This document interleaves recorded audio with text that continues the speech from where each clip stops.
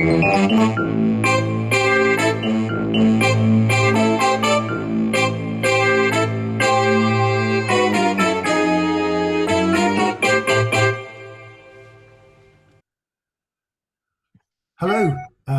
everybody, and welcome to the 128th edition of the Frank and Stan Chat. And I'm delighted to say we have a colleague I've known for a number of years, Brian Lightman, has joined us this morning. Hello, Brian. Hello, hello. Hi, Brian. Yeah, we'll give you a chance in a minute just to explain who you are and what you've done and what you're currently doing. But before we do that, how are you, Stan? Um, Learning that as you get older, recovery takes much longer than it used to.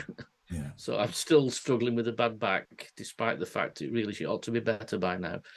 And then when you think, yeah, that's a bit better, you think, well, my knees are a bit sore though. So it's just getting used to the fact. I think something happened the last two days in the week that have made me feel as though maybe I am getting old. One is we went to the pub to watch the England game with my son, and walking home, it gets to a point by the church where we go in different directions, and he said, "Are you okay to walk home, Dad?"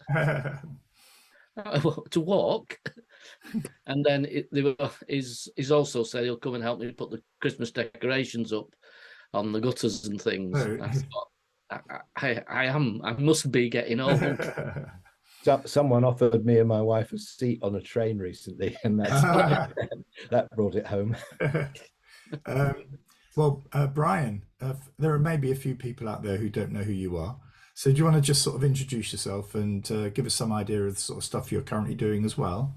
Yeah, okay. So well, I mean, I go back a long time in teaching. I won't mention the year I started teaching, but I taught modern languages in the southeast of England, and then sort of went up through the leadership roles in schools, and ultimately became a head teacher in Wales. And I had two headships in Wales, during which time I got involved with ASCL, Association of School and College Leaders, joined their council, was honoured to be elected as their president, which was obviously a baptism of fire because I'd never been involved in any of that sort of national politics before.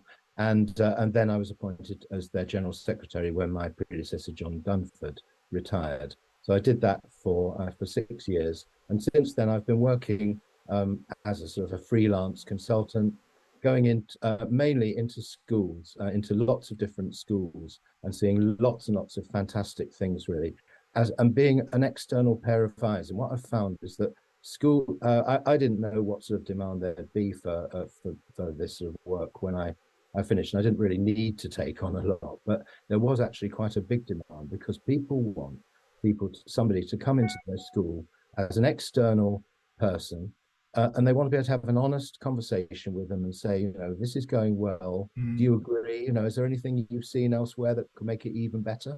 Because they're all, absolutely focused on improving further, or this isn't going well, which of course you can't really easily discuss with Ofsted in an Ofsted team, and say this isn't going well. What would you be doing here, or what could we do to address this? Or do you know any other schools we can visit? So I've been doing that, and then I do a few voluntary things like being on the board of a trust, and I've been on the Careers and Enterprise Company board as well for 8 years, working with them to help to develop careers education in the country.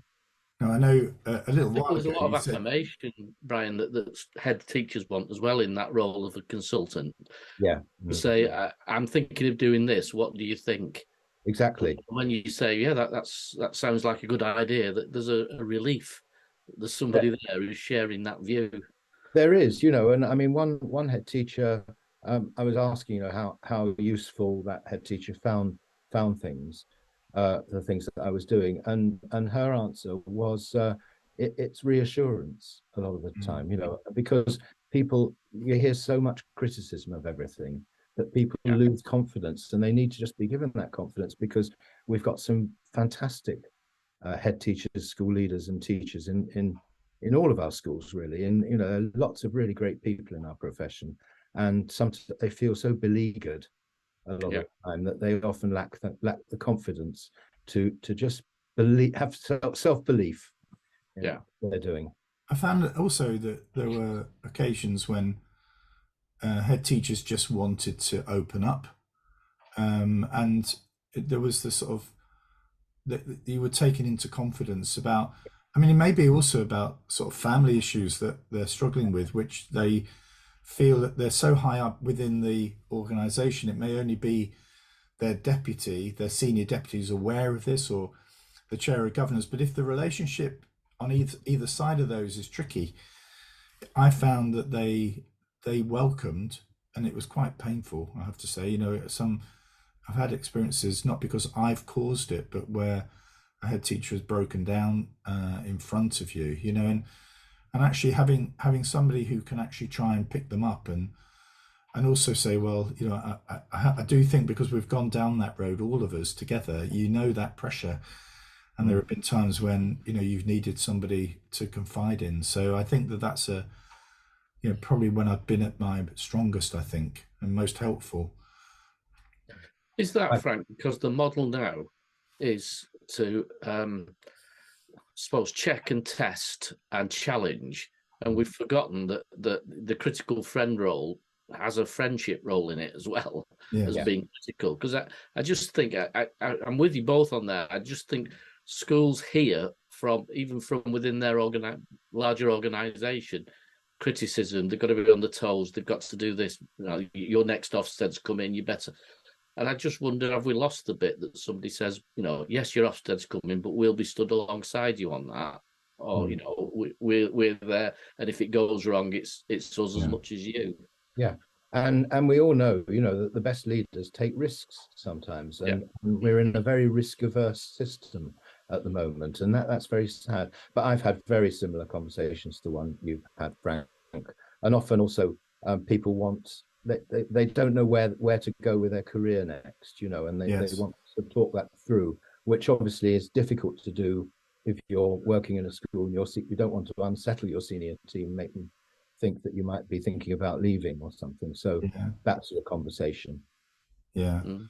I mean, it's interesting, Stan, isn't it, what's caught your eye this week? Because that actually sort of relates in a way to some of this, doesn't it? About how attractive does teaching as a profession feel at the moment? There's some pretty worrying signals that people are starting to consider, are the stakes a little bit too high? Are the rewards not as strong as they used to be?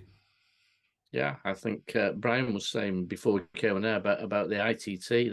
That's the biggest indicator, I think, that we're just not filling places, and by a lot, not just a few percent below the targets. So there's something wrong. Was it as bad as this, Brian, in your time? I think there were periods when there've always been periods when recruitment was really difficult, and certainly I could think when I was a deputy head in Essex, it was really difficult sometimes to recruit people in. And actually, what we were lucky enough to have some houses that we could accommodate new teachers in, at very low cost, because the cost of living was so high there. And at that time, interest rates were, well, madly high, far higher than they even are now. So it was a very difficult time. But I think it's worse now. And I'm really, almost every time I come into a school now, people are saying to me, I've got a vacancy, and it's often in science or maths. I've got a vacancy and I just don't know how I'm going to fill it. And that is really worrying. And then what you also see is people who are not really qualified to do the job that they've been appointed to. And that is exacerbated by the impact of the pandemic, because there are a lot of teachers whose training was so disrupted, they need a lot of support. Now, one school I go into is doing a vast amount with those teachers to really compensate for that, and that's one way in which you can make it attractive. But it is very, very difficult at the moment. Interesting. I observed some work in Stoke where they were struggling for maths teachers, and they went to the university and started working with graduates and convincing graduates that teaching was an option for them as much as any other option on leaving university. And they got to the point where the heads, the secondary heads particularly, were telling me when we were doing some work with them that they now had no problem recruiting maths teachers and maths senior leaders. Yeah. Well, I mean, you've got to show that you're, I think schools have got to show how they're going to really support them and help them into that.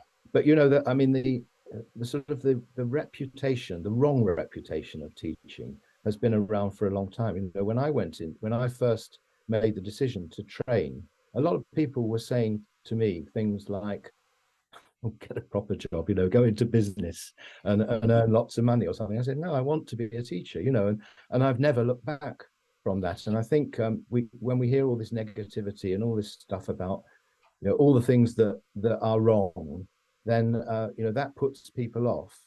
And it's not, and what we need to do is to really sing about the great things that are there, fantastic things that the children do and that the people in the schools do all the time. Well, we're going to do this in reverse because that's really good linking for what's caught my eye this week, and I'm normally the last one that goes. But I went to yesterday. I had the good fortune of visiting South Shore Academy in Blackpool. It's right by the Pleasure Beach, and I was there at about 7:45 in the morning, and I was there to meet the head of computer science, and it was a fantastic visit because you know, there was that sense of, as the staff walked up to the main entrance, they were joining the pupils, the students as well.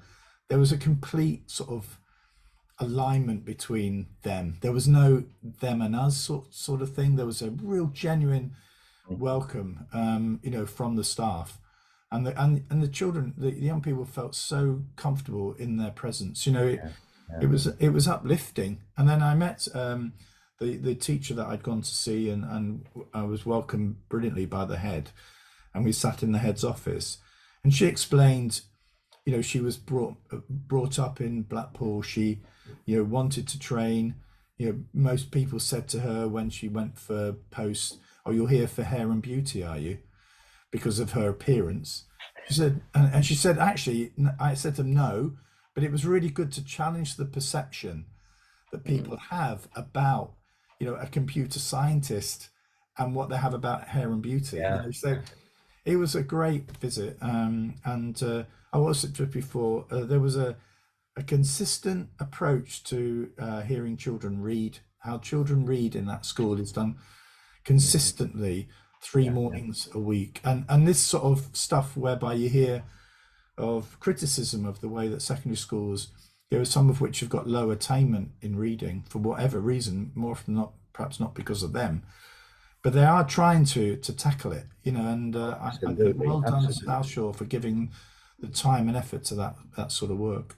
There's some really great stuff going on to promote reading, to develop reading, and I think a lot of schools are doing, you know, reading aloud with the children in the morning in tutor time or whatever, you know, all sorts of things, and across the curriculum. And it's really, really encouraging to see, because we all know that if you can raise those standards in reading, those children are going to kind of fly in their other subjects. I mean, I don't think this is new though. I mean, this is going back now to the 60s. When I was in grammar school, we had an English teacher who spent one session a week and just brought in a box of books, and you picked your book out like almost like a library. For the whole of that session, you read silently, and you gave the book back, and then you picked it. I read 2001: A Space Odyssey. I would have never ever read that in any other circumstances. It was just somebody who was obviously well ahead of the time, or fancied an easy lesson with these. Well, one of those two. Well, whatever it was, Stan, it worked for you. It definitely worked for me. And when I was teaching, I found like sustained silent reading, half an hour, as long as the teacher at the front read silently, it formed a way that children recognised that everybody was reading. And I was sorry, a lot of schools lost that, and I was really sorry for that, because I think that sent a message that you know, even the teacher can find something in a book that they want to read for half an hour in the morning. Yeah, you brought back a memory there, because I think they called them library periods, but they were in the same thing as you've just described there, Stan. But I mean, what we see a lot now is drop everything and read, you know, and they have a period in the day when young people do that sort of silent reading, and that's all great stuff. Really good. Yeah, I agree.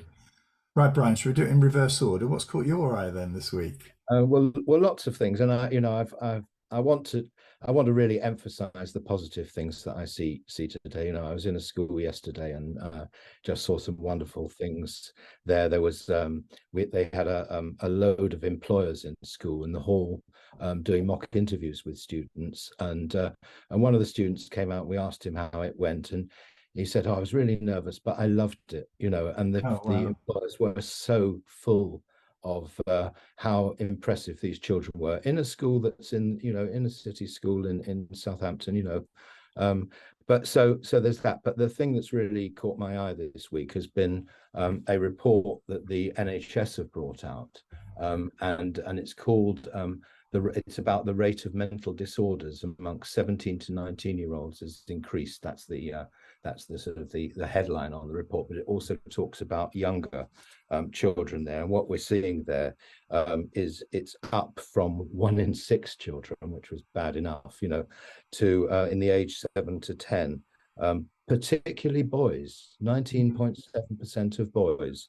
Against 10% of 10.5% of girls, but we know that it then rises, and it's up in 11 to 16 in that age range. It's between 18.8 and 22 for girls, 18.8 for boys, and every school I go into is grappling with this, and they're grappling. I mean, they're trying their best. They're trying to use the scarce resources they've got to employ mental health specialists and to do things. But you see it firsthand, and you see the children, what they're, you know, the self-harming and all the things that are going on there, and it's very, very worrying. I think, you know, because you know, these are things where the schools have really rose to the challenge in the pandemic, and they took on responsibilities that were way beyond what a school would previously have been expected to do. And the trouble now, as I mean, one of the heads of year I spoke to this week was saying that the agencies, because they're so strapped for cash as well and capacity, they're relying more and more on the schools. But the schools have got to get back to all the other things they've been doing as well, and it's really, really difficult to do. And I just think this is just a massive problem that is holding back our young people and stacking up all sorts of problems for the future. So I think it's very worrying indeed. I mean, it's the issue. I think it's also coming out in attendance figures, exclusion figures, EHE figures. You know, all of these are going in the wrong direction, and this is a sign of a service. Because in essence, you know, this desire for higher and higher attainment, you know, without actually the sort of the support network, whether that's within a family or within the school or within the community, that it feels really it feels genuinely at the moment quite very fragile, you know. And actually it's as if when the schools are pushing on the attainment issue, the other bits are failing them, you know. And it's not it's not so much the quality of the teaching, you know, it's actually it's beyond their control. Yeah, you know, I mean, if you've got children who are so sort of messed up that they won't come into school, they won't go out of their house. They've been locked up in their rooms during the pandemic, you know, often with no parent present. Yes. And they've lost a lot of the social skills that they were beginning to develop in primary school, maybe.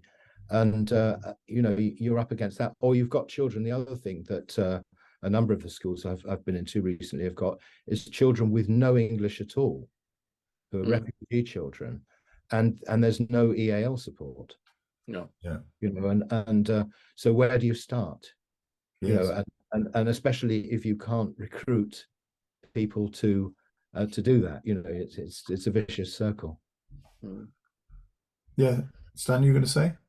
I was just going to say let's just try and get back to the positive. Yeah, well, that's right. Yeah, Brian we'll started. really get depressed. But No, but the thing is that, yeah. I mean, both Brian and I were making the point that I think that it's remarkable how the teachers, the teaching staff, not just teachers, but the teaching staff, the admin staff, they're still putting a shift in here, aren't they? Probably putting a harder shift in than they were ever, and it's a credit they to are. them that they're doing that.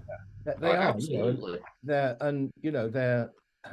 many of them are exhausted, with good cause. But at the same time, another little sort of cameo in my mind from one of the schools I visited recently. I mean, I go there very often, and I get there very early. The head likes to meet me sort of first thing in the morning. It's the only time when there's a bit of peace and quiet. And the car park's full. The teachers are there, and teachers have said to me, I love teaching here. I love working here. Yes, And they really, and the relationship with the children. You talked about that, Frank. The relationships are mutually respectful. The children really value what they're getting from their staff. They know their staff are working their socks off, and they really appreciate that, and they try to do their best for the teachers as well, and that's lovely to see. And you see that in lots and lots of schools. I mean, the quality of relationships in many schools is really good. yeah, I agree. Isn't the solution for a lot of this about social care? And the fact that we don't have access to the same kind of level of support that we had, even with fewer students suffering mental health problems. We had not enough support, but we certainly had support. Yeah. I liken it to the NHS and the issue with NHS, which is actually an issue with social care, because it's getting people into almost convalescent homes, I think, out of the hospital wards into a different kind of accommodation, so that we can free up the beds to. But it's dealt with as an NHS problem rather than a social care problem. Yeah, and one of the things I've seen over many years, as you will have done, is policies coming and going, and one of the policies that I never hear anybody saying other than, "Oh, what a shame we lost it," was Every Child Matters. Yeah. Yes. People, that was a brilliant policy, and the DCSF, as the department was then called, had a big section where people were really focusing on those things. And yes, there were massive problems there, and CAMS was difficult to access at the time, as not as difficult as it is now, but very, very difficult then as well. But nevertheless, there were things there, and things like the youth service, provide, again, particularly for the most vulnerable children, were often able to provide some sort of sanctuary in the evenings or after school, and that may be something that explains some of the terrible stuff going on with gang culture and so on.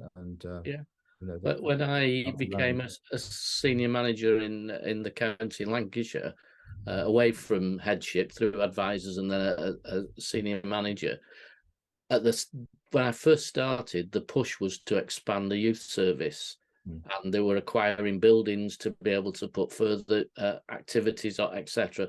And then by the time I left, the youth service had been disbanded. It didn't exist. Yeah. And there was just a huge gap in what you do with 14 to 16-year-olds. To give them a sense of direction. Yeah. One of the positives, I'll try and keep going, Brian. Keep going. We're really... Yeah, that you've just made me think, though, is that one of the really nice things I've seen recently has been the restart of extracurricular stuff, school visits, and things like that. And again, they are enormously important. Particularly, because they give children experiences that they never had.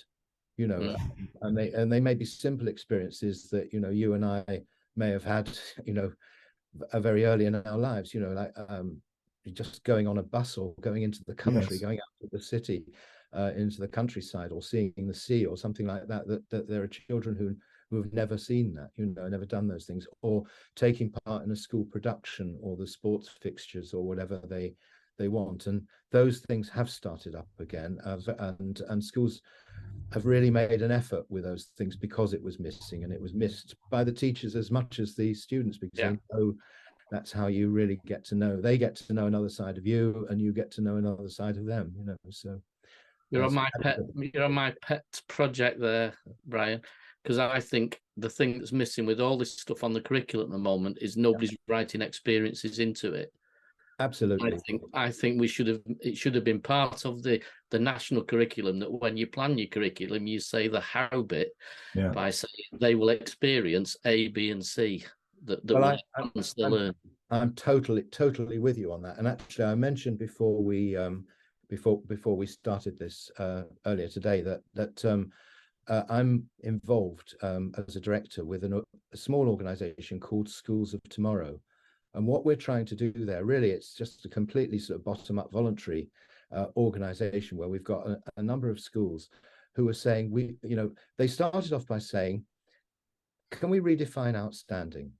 You know, academic achievement is part of outstanding, isn't it? Yes. But so is the relationship with parents, so is preparing students for the future, so is the community aspect, and all these other things. And really, that has developed into sort of action research projects going on in schools, and all sorts of things to think about future-facing schools and what that actually means.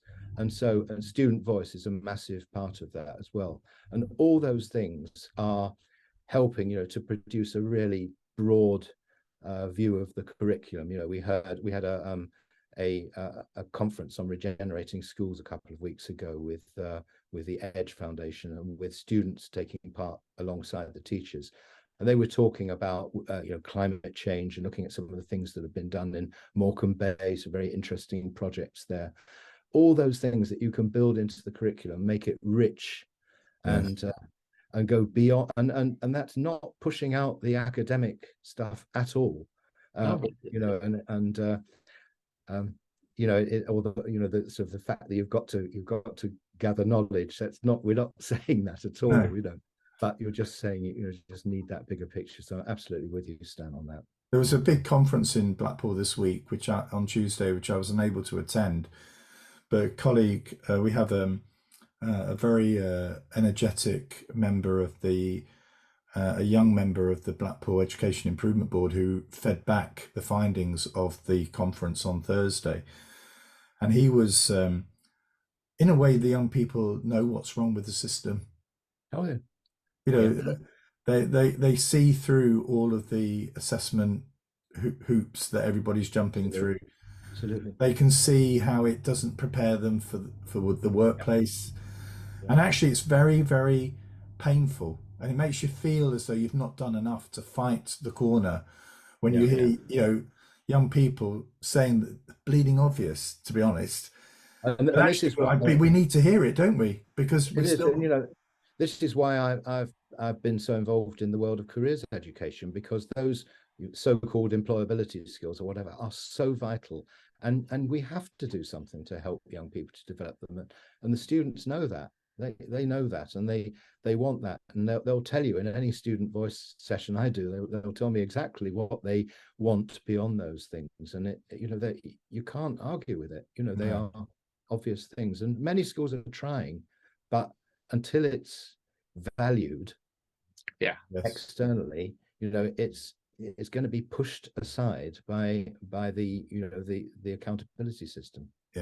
We'll try it once we've had our Ofsted. It's a phrase frequently raised in these talks. It's quite a regular one to hear with the teachers who you spoke about before, the leaders who are risk takers are at the point of saying, well, we'll take that risk still, but not just at the moment. There's a bigger risk.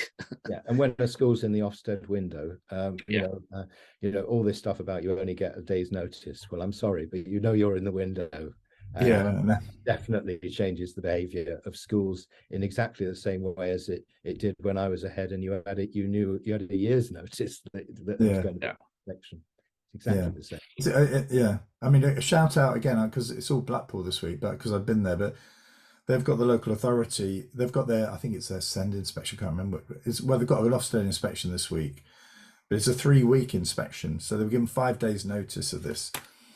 You know, it does feel as though, I know you've got to see it as it really is, but all the diaries now have gone completely to pot. Yeah. You know, various things, important stuff about restructuring the way that we co-locate services. That conference has now been reprogrammed for the new year. You know, there is a negative impact. I think sometimes we think that the Ofsted thing is so important that it should trump everything else, but I'm not sure we've got the balance of this right at the moment. No, I don't, but I'm not an opponent of inspections. You know, No, I no. was a trained inspector in Wales, and I had my school was inspected after I'd only been there for a short time, and there was a lot wrong in the school that I had to begin to address. And obviously, in a year, you only begin to address those things. But the culture was different in the Welsh inspection system.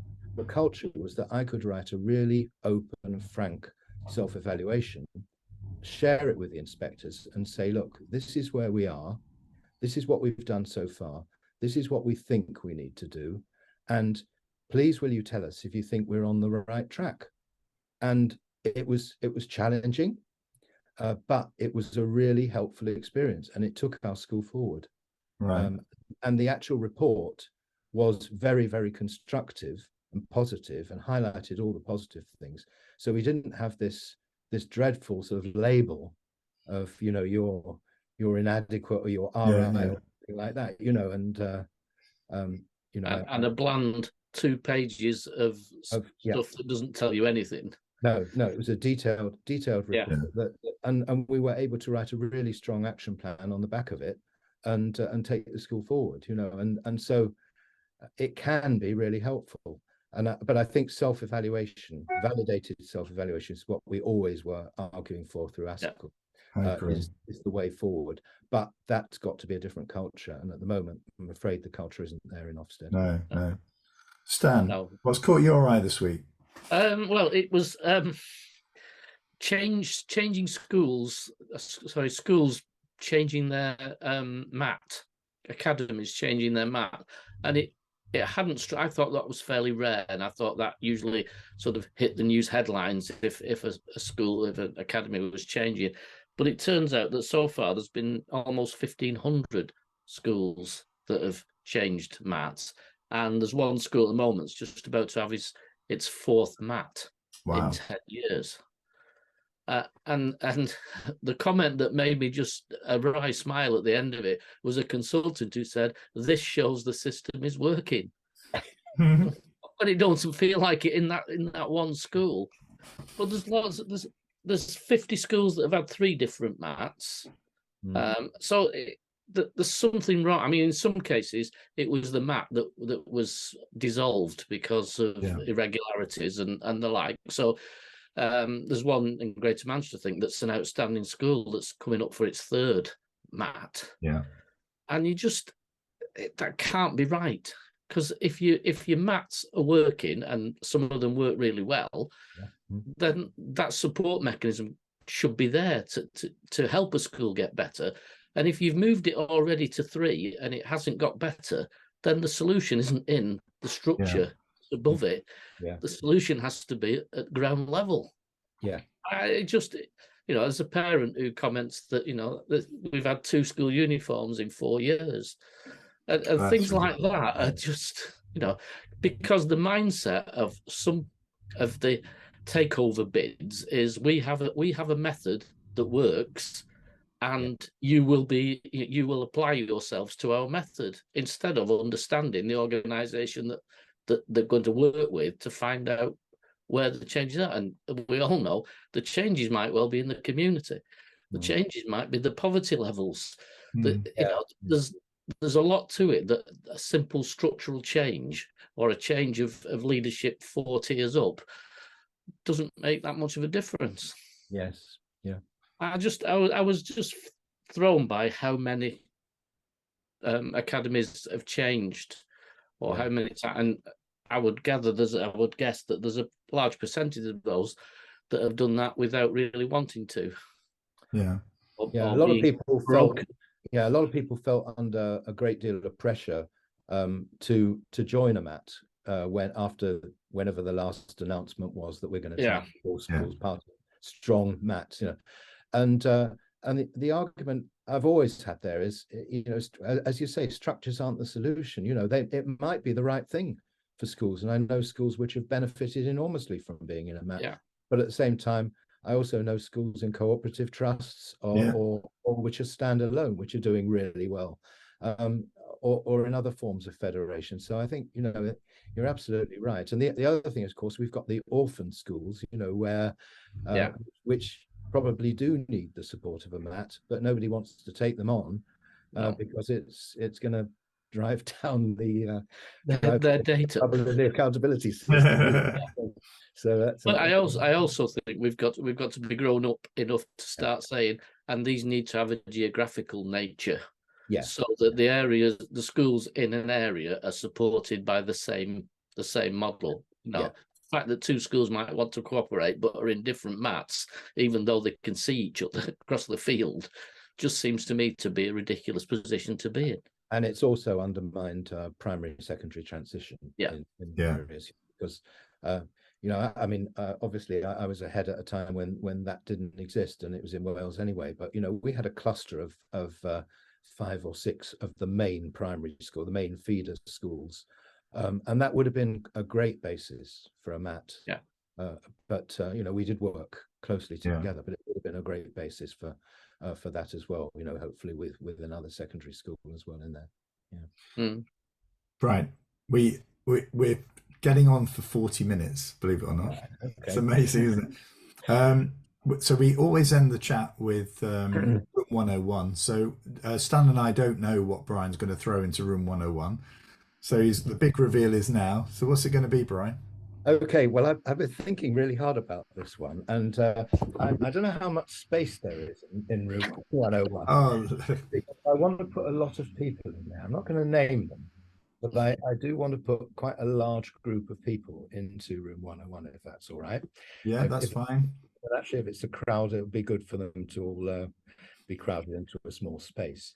And I would describe them as the people who, largely on edu-Twitter, promote polarized dichotomies that actually exist.